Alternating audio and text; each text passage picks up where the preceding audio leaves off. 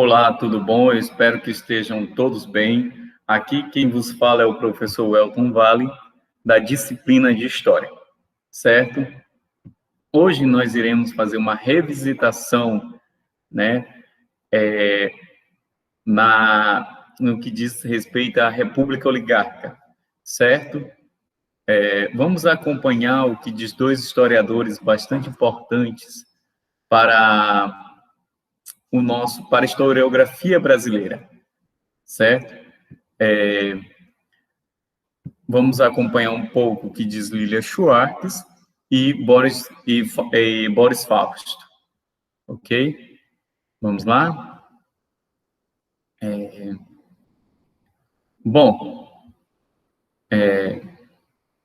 ambos eles tratam desse assunto, né, com muita prudência, né? De acordo com a Lilia Schwartz e a Heloísa Starling, a Constituição de 1891 das definições das bases institucionais do regime republicano, onde ali atuam o presidencialismo, né, o federalismo e o sistema bicameral, certo? Essa estrutura ela vem ser influenciada pela República Americana, né, além dos pensamentos filosóficos iluministas, que é o pensamento vamos observar o pensamento de Montesquieu, tá? Barão de Montesquieu, Charles Louis II, o Barão de Montesquieu, que ele fala da divisão dos três poderes, certo? Esse sistema republicano implantado nos Estados Unidos com o presidencialismo. Agora é o presidente que governa durante o período de 4 anos no sistema federalista, onde as unidades federativas ela compõem o Estado maior, certo?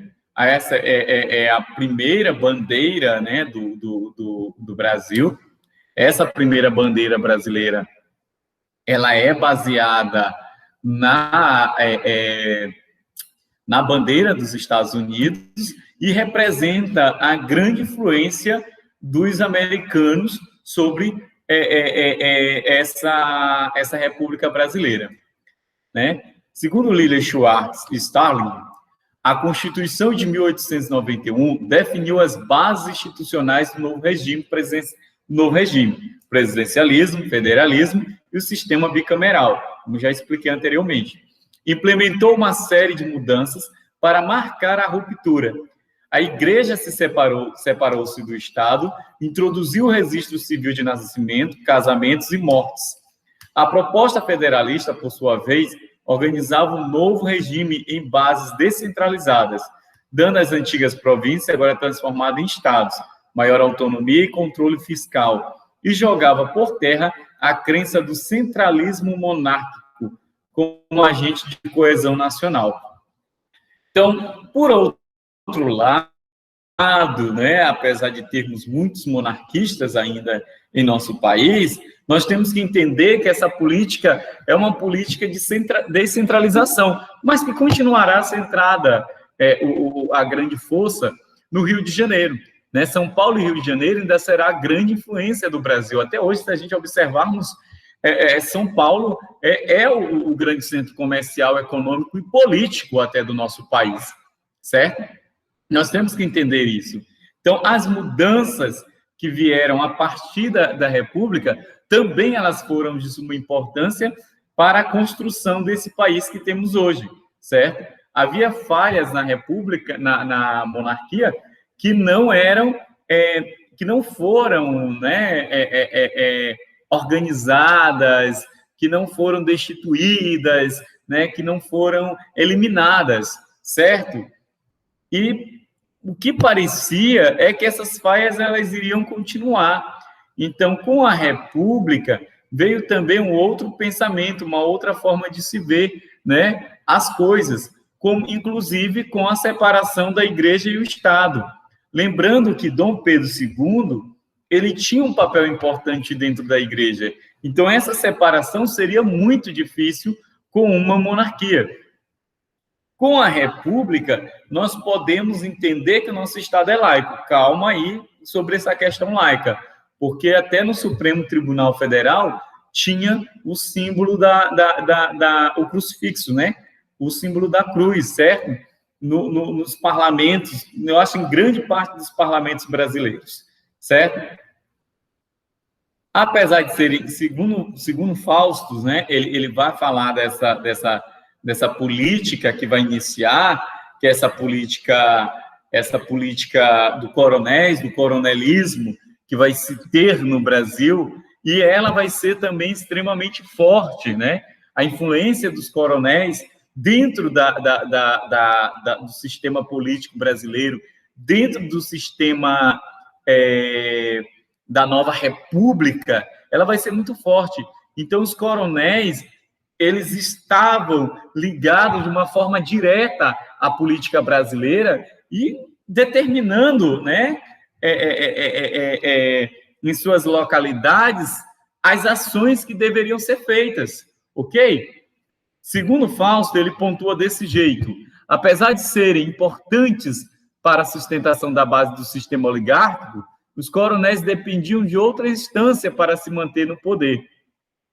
Entre essas instâncias, destacava-se nos grandes estados o governo estadual, que não correspondia a um ajuntamento de coronéis. Os coronéis forneciam votos aos chefes políticos do respectivo estado, mas dependiam deles para proporcionar dos benefícios esperados pelos eleitores. Isso ocorria, sobretudo, quando os benefícios eram coletivos, quando se tratava, por exemplo, de consertar estradas ou instalar escolas.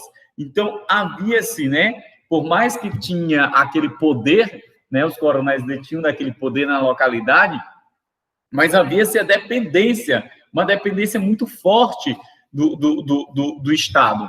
Tanto o Estado, unidade federativa, quanto o Estado maior, que era o país, que era a República, certo? Então, nós devemos entender esses dois pontos estratégicos, né? Boris Fausto ainda pontua que essa política, né, essa política do coronelismo, ela é ligada a essa política dos governadores, certo?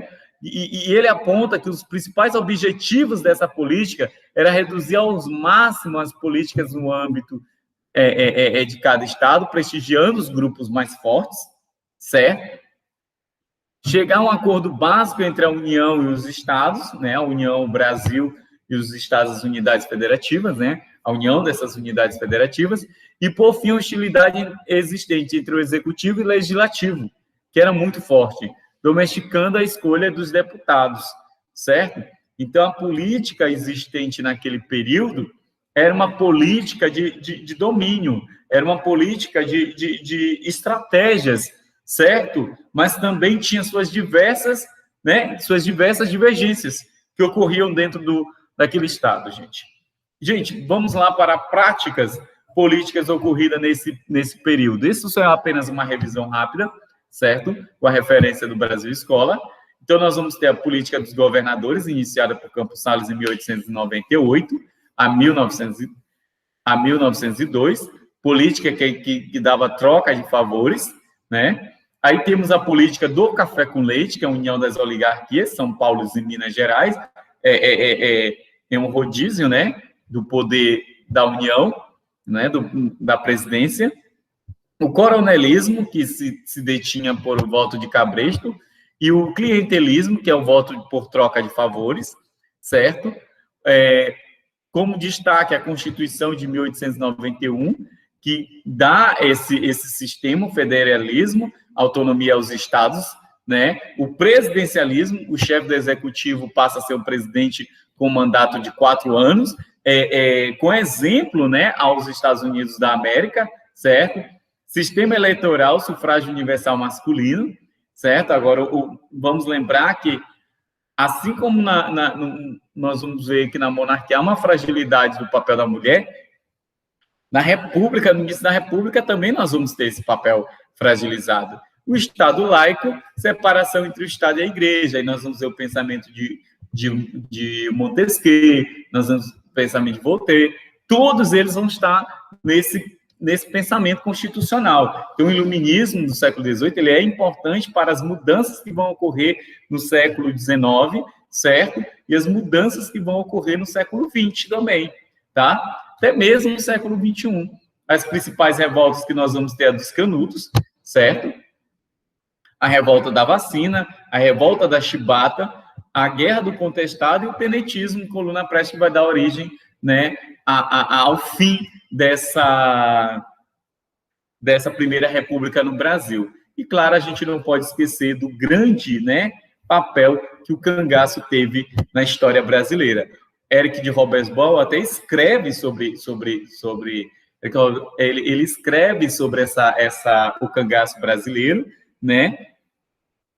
Mas em nenhum momento ele pontua que eles podem ser colocados como Robin Hood, por exemplo, certo? É bem interessante. Então, há um período de consolidação, né, que vai ocorrer, que é de 1889 a 1898, que consolida a República, né, essa República velha, essa República oligarca, e também a República do Brasil. A institucionalização dessa política oligarca, que vai de 1898 a 1891, né, e, claro, a decadência levando ao fim da República, que ocorre na Revolução de 1930, ok? As nossas referências é Lilia Schwartz, Lilia Schwartz, Boris Fausto, Cláudio Fernandes, Daniel Neves, né? E, claro, a autora do nosso livro, a responsável do nosso livro, Daniela dos Santos Souza, ok? Gente, um forte abraço, né? E Deus abençoe a todos, se cuidem, né? Estamos juntos para nos preservarmos quanto a essa pandemia. A próxima aula nós estaremos tratando sobre a Primeira Guerra Mundial, ok? Então, qualquer dúvida, podem acionar, vocês têm o meu contato, vocês podem acionar, podem deixar mensagem aqui no canal, que nós estaremos procurando sanar as dúvidas de vocês, ok? Um forte abraço a cada um, né? Deus abençoe e até a próxima.